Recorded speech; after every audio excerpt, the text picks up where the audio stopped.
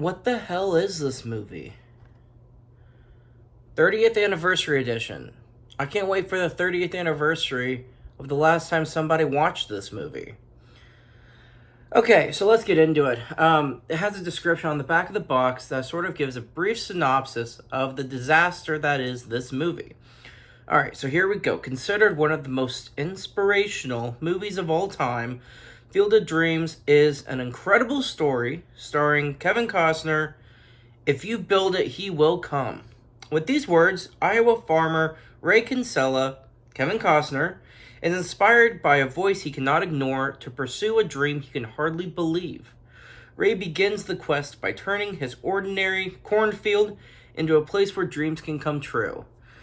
I don't know what he was growing on that field, but it wasn't corn, I can tell you that. So, I got the copy, 4K. I spent too much money on this movie, and so now it's in my collection, I guess. So, now you guys are probably already wondering why I don't like this movie, and I'm not gonna hate review it. I don't want to do that, but I am gonna give you guys my thoughts why I don't like it. I'm gonna explain myself.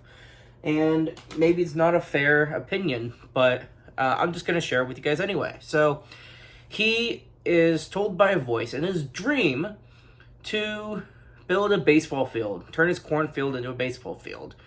So this movie is about pursuing your dreams at, any cost. Well, that's all good and well. However, in this movie, I think there are some undertones that maybe people in their mid-20s like me might struggle to connect with a character like this. So here's the thing. Someone in their mid-20s who maybe can struggle to pay rent, maybe has tight finances, maybe a tight budget. You don't have all this extra money to just build a baseball field. So, okay, so we have this movie. So he has the money to do it. But here's the thing. He doesn't.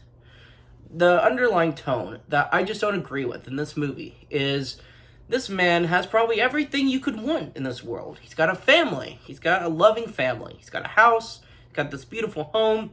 He's got all this land. I think any farmer who watches this movie can look at this movie and say, yeah, I'd love to have a farm like that. Something so big. I mean, he's got a huge property. And he's got this big cornfield. So, for someone like him, he's really living the dream. But in this movie, his wife is telling him, they're struggling to pay the bills, and they could lose their house. So, if he loses his house, they'll become homeless. Who knows what would happen to the kids, and they would grow up seriously messed up by this experience. And he's really got to find a way to save his family and his house. What he decides to do is to listen to a dream and just go off to another city, leave his family behind, spend all his money on a baseball field, and he's basically screwing over his family. He's basically saying, to hell with you guys, I'd rather have a baseball field so my imaginary friends can play baseball.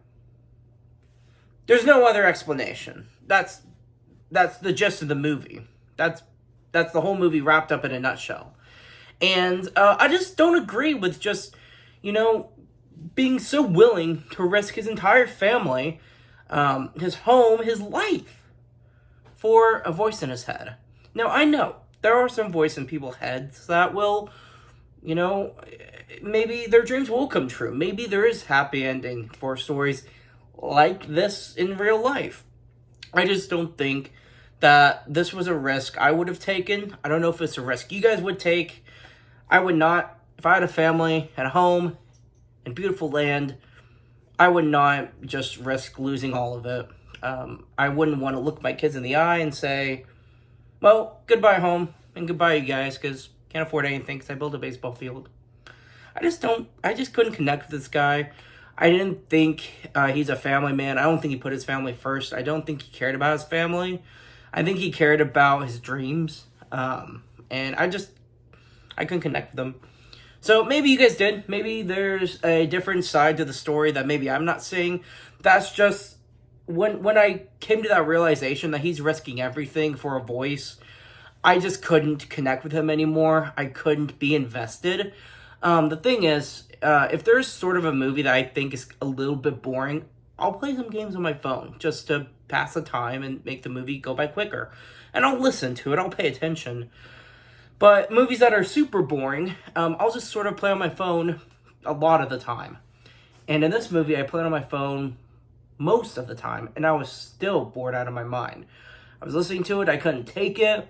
I mean, the dialogue is super dated. I've seen other movies from the 90s and the 80s and the 70s where there are clever dialogue for its time, but it's also, there are movies where the dialogue's ahead of its time.